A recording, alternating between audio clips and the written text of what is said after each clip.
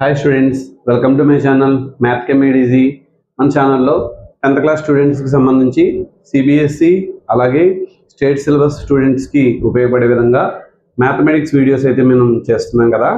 ఈ 10th క్లాస్లో chapter 3 pair of linear equation in two variables అనేటువంటి చాప్టర్ అయితే కనుక నేను ఈ వీడియోలో చెప్దాం అనుకుంటున్నాను. ఈ చాప్టర్ని కూడా పార్ట్స్గా డివైడ్ చేయడం జరుగుతుంది. ఇందులో ఫస్ట్ పార్ట్ చూద్దాం. ఈ వీడియోలోకి వెళ్ళబోయే ముందు మొదటిసారిగా మన వీడియో చూసి వాళ్ళు ఎవరైతే ఉన్నారో వాళ్ళు సబ్స్క్రైబ్ చేస్తారని అనుకుంటున్నాను. అలాగే మా వీడియోస్ మీకు నచ్చినట్లయితే లైక్ చేయండి, షేర్ చేయండి, అలాగే మరిన్ని వీడియోస్ కోసం కమెంట్స్ చేయండి.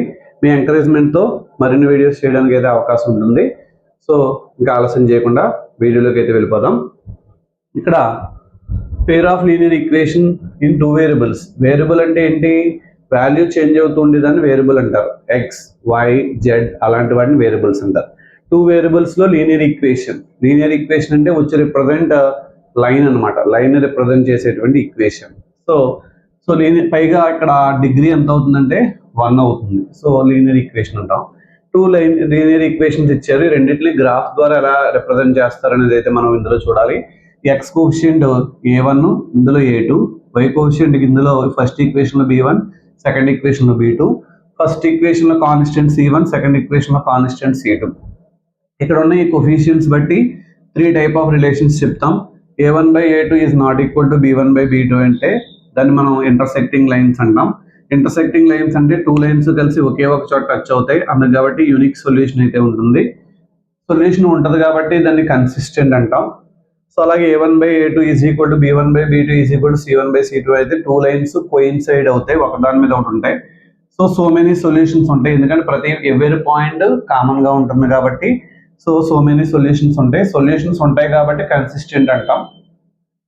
అదే A1/A2 is equal to B1/B2 is not equal to C1/C2 అయితే ఆ లైన్స్ ని ప్యారలల్ లైన్స్ అంటాం. 2 లైన్స్ ఇంటర్సెక్ట్ అవ్వలేదు కాబట్టి నో సొల్యూషన్ లేదు కాబట్టి ఇన్కన్సిస్టెంట్ అంటాం. ఎగ్జాంపుల్స్ అయితే చూద్దాం.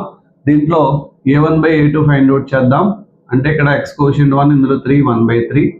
B1/B2 ఫైండ్ అవుట్ చేద్దాం. ఇందులో y కోఎఫిషియంట్ -2, ఇందులో y కోఎఫిషియంట్ 4, అంటే -1/2 అయింది. ఈ రెండు A1/A2 is not equal to B1/B2 అయింది కాబట్టి యూనిక్ సొల్యూషన్ అయితే ఉంటుంది. అలాగే ఈ సెకండ్ కేసులో A1/A2 అంటే 2/4 ఈజ్ ఈక్వల్ టు 1/2. B1/B2 అంటే 3/6 ఈజ్ ఈక్వల్ టు 1/2. రెండు ఈక్వల్ అయినాయి. C1/C2 ఈజ్ ఈక్వల్ టు -9/-18, అది కూడా 1/2 అయింది. So A1/A2 is equal to B1/B2 is equal to C1/C2 కాబట్టి కోఇన్సిడెంట్ లైన్స్ అవుతాయి. అలాగే ఇక్కడ A1/A2 ఎంత చూస్తే కనుక 1/2, B1/B2 చూస్తే కనుక 2/4, it is nothing but 1/2. C1/C2 అంటే కనుక -4/-12 అంటే 1/3. A1/A2 is equal to B1/B2 అయింది, but not equal to C1/C2 అయితే అయింది. ఇక మనం దీన్ని బేస్ చేసుకుని, ఈ టేబులర్ ఫామ్ బేస్ చేసుకుని ఫస్ట్ ఎక్సర్సైజ్ అయితే చేస్తాము. దీంట్లో ప్రాబ్లమేటిక్ పోర్షన్ అలాగే గ్రాఫికల్ రిప్రజెంటేషన్ అని 2 టైప్స్ ఆఫ్ ప్రాబ్లమ్స్ ఉంటాయి. మీరు ఈజీగా అర్థం చేసుకోవడం కోసం ముందు నేనైతే ఈ పార్ట్లో ఓన్లీ ప్రాబ్లమేటిక్ పోర్షన్ మాత్రమే చెప్తాను. గ్రాఫికల్ రిప్రజెంటేషన్, గ్రాఫ్ ద్వారా సాల్వ్ చేసేటువంటి ప్రాబ్లమ్స్ అన్నింటినీ కూడా పార్ట్ 2లో చూద్దాం. ఇప్పుడు ఆలస్యం చేయకుండా నెక్స్ట్ ప్రాబ్లంలోకి అయితే వెళ్ళిపోదాం. సో ఇక్కడ గ్రాఫిక్ ఎగ్జాంపుల్ 2 చూద్దాం.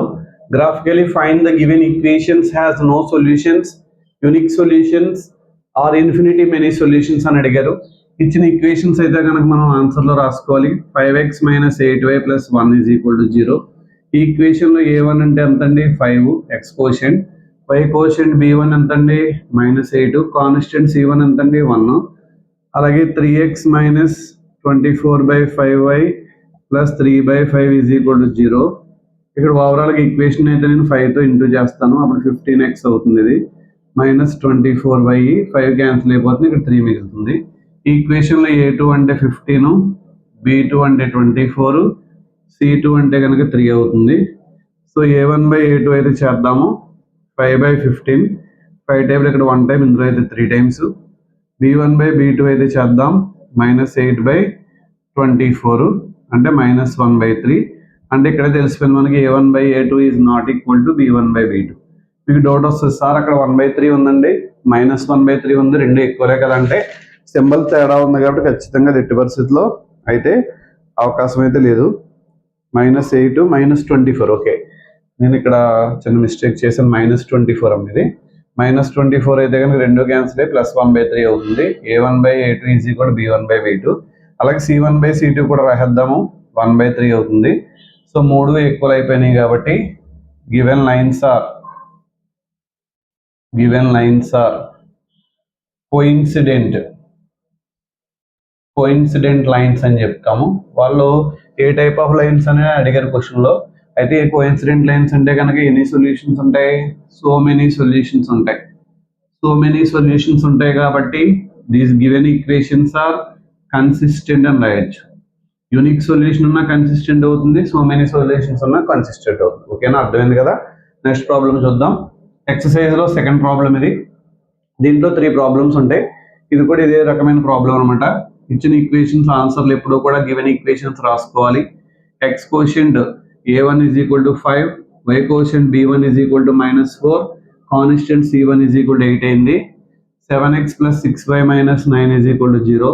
X quotient A2 is equal to 7, y quotient B2 is equal to 6, constant C2 is equal to -9. అంటే ఇప్పుడు A1/A2 ఫైండ్ అవుట్ చేస్తే 5/7 అవుతుంది. B1/B2 ఫైండ్ అవుట్ చేస్తే -4/6. 2 టేబుల్ ఇక్కడ 2 టైమ్స్, ఇందులో 3 times. C1/C2 is equal to 8/-9 అయింది. ఏవి సంబంధం లేకుండా ఉన్నాయి. A1/A2 is not equal to B1/B2 అంటే given lines are intersecting lines. Intersecting lines ఎప్పుడైతే ఉన్నాయో given equations are having unique solutions. ఖచ్చితంగా యూనిక్ సొల్యూషన్స్ అయితే ఉంటాయి. యూనిక్ సొల్యూషన్ ఉందంటే కనుక గివెన్ ఈక్వేషన్స్ ఆర్ కన్సిస్టెంట్ అని అయితే కనుక మనం రాయొచ్చు. ఓకేనా, నెక్స్ట్ ప్రాబ్లం చూద్దాం. నెక్స్ట్ ప్రాబ్లం ఇచ్చిన ఈక్వేషన్స్ని రాసుకోవాలన్నాం కదా యాక్చువల్గా. సో ఇక్కడ ఇచ్చిన ఈక్వేషన్ గివెన్ ఈక్వేషన్స్ అని ఎగ్జామ్లో అయితే రాసుకోండి. ఇక్కడ x quotient A1 is equal to 9, y quotient B1 is equal to 3, constant C1 is equal to 12 అని అయితే రాసేస్తున్నాను. Second equation x quotient A2 18, y quotient B2 6, constant C2 24 అయింది. A1/A2 ఫైండ్ అవుట్ చేస్తాను, 9/18. 9 టేబుల్ ఇక్కడ 1 time, ఇందులో 2 times. B1/B2 అయితే find out చేస్తాను, 3/6. 3 table ఇక్కడ 1 టైమ్, ఇందులో 2 టైమ్. C1/C2 అయితే ఫైండ్ అవుట్ చేస్తాను, 12/24. 12 టేబుల్ ఇక్కడ 1 టైమ్, ఇందులో 2 టైమ్స్. అంటే A1/A2 is equal to B1/B2 is equal to C1/C2. Given lines are coincident lines అంటాం. కోయిన్సిడెంట్ లైన్స్ అయితే కనుక given lines having so many solutions అని రాస్తాం. సొల్యూషన్ అంటూ ఉంది కాబట్టి గివెన్ లైన్స్ ఆర్ కన్సిస్టెంట్. ఇక్కడ డౌట్ వస్తుంది చాలా మందికి, సార్ ప్యారలల్ ఆర్ కోయిన్సిడెంట్ అని అడిగారు, లేకపోతే ప్యారలల్ కానీ కోయిన్సిడెంట్ కానీ ఇంటర్సెక్టింగ్ కానీ అనాలి కదా. ఏదో రాస్తే సరిపోద్ది. ఇవి కూడా ఎందుకు రాస్తున్నారంటే ఎగ్జామ్లో 3 టైప్స్లో ఎలాగైనా అడగవచ్చు కాబట్టి 3 టైప్స్ మీకు అలవాటు అవ్వాలి. ఇక్కడ A1 is equal to 6, B1 equal to -3, C1 is equal to 10, A2 is equal to 2, B2 is equal to -1, C2 is equal to 9. A1/A2 తీసుకుంటే 6/2 ఈజ్ ఈక్వల్ టు 3, B1/B2 తీసుకుంటే -3/-1, మైనస్ క్యాన్సిల్, 3/1 అంటే 3. C1/C2 తీసుకుంటే 10/9. అంటే దీన్ని బట్టి నీకు ఏం తెలిసింది, A1/A2 is equal to B1/B2 but not equal to C1/C2. C1/C2కి ఈక్వల్ అవ్వాలి. So given lines are parallel lines అని చెప్తాము. ఎప్పుడైతే ప్యారలల్ లైన్స్ అయినాయో given equations have no solutions అని రాస్తాం. సొల్యూషన్స్ లేవు. సొల్యూషన్స్ ఎప్పుడైతే లేవో దాన్ని మనం ఇన్కన్సిస్టెంట్ అని అయితే కనుక రాసుకోవచ్చు. నెక్స్ట్ థర్డ్ రామంలో 5 క్వశ్చన్స్ ఇచ్చారు. 2 క్వశ్చన్స్ అయితే ఇక్కడ చెప్తున్నాను మీకు. అది కన్సిస్టెంట్ అన్కన్సిస్టెంట్ అని అడిగారు. ఏదైనా ఇదే ప్రాసెస్లో చేసేస్తాం, ఇబ్బంది ఏం లేదు. గుర్తుపెట్టుకోండి, ప్యారలల్, కోయిన్సిడెంట్, ఇంటర్సెక్టింగ్ చెక్ చేయమని అడిగినా, లేకపోతే కన్సిస్టెంట్ అన్కన్సిస్టెంట్ అని అడిగినా, so many solutions, unique solutions, no solutions అని అడిగిన ప్రాసెస్ అంతా ఇంతే. సో ఇక్కడ ఈక్వేషన్ కొంచెం మార్పు తీసుకొస్తాను నేను. +5 ఇటు వస్తే -5 0 అవుతుంది. 2x - 3y +7 ఇటు వస్తే -7 0. ఇలా మనం అరేంజ్ చేసుకోవాలి. ముందు మనం కన్ఫ్యూజ్ అవ్వకుండా ఉంటాం. అదేంటి సార్ ఎలా ఉంచినా వచ్చేస్తుంది కదంటే వస్తుంది, కానీ ఒక్కొక్కసారి మనం కన్ఫ్యూజ్ చేస్తాకి ఒక నెంబర్ ఇక్కడ ఉంచుతారు, 7 ఇటు పట్టుకెళ్ళిపోయి ఇక్కడ -7 = 0 అంట. సో అప్పుడు క్లాష్ వచ్చే అవకాశం ఉంది. సో రెండు కూడా ఒకే రకంగా లెఫ్ట్ సైడ్కి తీసుకొచ్చేస్తే బెటర్.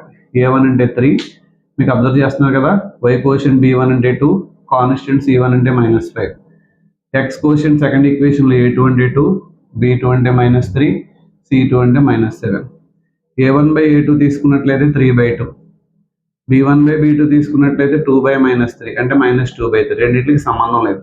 అంటే A1/A2 is not equal to B1/B2. C1/C2 జోలికి వెళ్ళాల్సిన అవసరం అయితే లేదు. Given equations represent intersecting lines. Intersecting lines అయితే రిప్రజెంట్ చేస్తుంది. ఇంటర్సెక్టింగ్ లైన్స్ అయితే కనుక these given equations have unique solutions అని చెప్తాము. ఎప్పుడైతే యూనిక్ సొల్యూషన్స్ ఉందో so given equations are consistent అని అయితే కనుక రాసేస్తాం. ఓకేనా. నెక్స్ట్ ప్రాబ్లం 2x - 3y + 8 ఇటు వస్తే -8 = 0 అని రాస్తాము. 4x - 6y + 9 ఇటు వస్తే -9 = 0 రాస్తాము.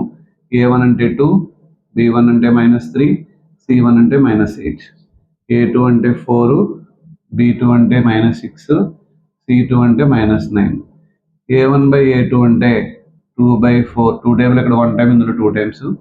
B1/B2 అంటే -3/-6, మైనస్ క్యాన్సిల్, 3 టేబుల్ ఇక్కడ 1 టైం, ఇందులో 2 టైమ్. C1/C2 అంటే -8/-9, 8/9 వచ్చింది. అంటే A1/A2 is equal to B1/B2 but not equal to C1/C2. So C1/C2కి ఎప్పుడైతే ఈక్వల్ అవ్వలేదో అప్పుడు మనం ప్యారలల్ లైన్స్ రిప్రజెంట్ రాస్తాము. ప్యారలల్ లైన్స్ రిప్రజెంట్ చేసిందంటే given equations have no solutions అని రాస్తాం. ఎప్పుడైతే నో సొల్యూషన్స్ అయిందో అప్పుడు మనం ఇన్కన్సిస్టెంట్ అని రాయాలి. బాగా గుర్తుపెట్టుకోండి, కోఇన్సిడెంట్ అయినా లేకపోతే ఇంటర్సెక్టింగ్ అయినా కన్సిస్టెంట్ అని రాస్తాం. ప్యారలల్ అయితే మాత్రం ఇన్కన్సిస్టెంట్ అని రాస్తాం. ఓకేనా. సో నెక్స్ట్ ప్రాబ్లం చూద్దాం. ఇక్కడ 3/2x ఇచ్చారు, +5/3y ఇచ్చారు, +7 ఇటు పట్టుకొస్తే -7 = 0. 2కి 3కి ఎల్సిఎం ఎంత 6 అవుతుందండి. 6తో మల్టిప్లై చేసామనుకోండి, 6తో మల్టిప్లై చేస్తే 2 టేబుల్లో 6 3 టైమ్స్ క్యాన్సిల్ అవుతుంది. 3 × 3 9x అవుతుంది. 3 టేబుల్లో 6 2 టైమ్స్ కాబట్టి 5 2 = 10 అవుతుంది. 6 7 = 42 అవుతుంది. Next equation 9x + 10y -10y + 14 ఇటు వస్తే -14. ఇవి రెండు ఈక్వేషన్స్ అనమాట. A1 = 9, A2 = 9, B1 10 + 10, B2 అంటే -10, C1 అంటే -42, C2 అయితే -14. A1/A2 is equal to 9/9, that means 1 అవుతుంది. B1/B2 ఈజ్ ఈక్వల్ టు 10/-10 అవుతుంది. 10 టేబుల్ ఇక్కడ 1 టైం, మైనస్ ఉంది కాబట్టి -1 అని రాయాలి. C1 is equal to C2 అయితే -42/-14, మైనస్ క్యాన్సిల్, 14 టేబుల్ 42లో 3 టైమ్స్ అయితే పోతుంది.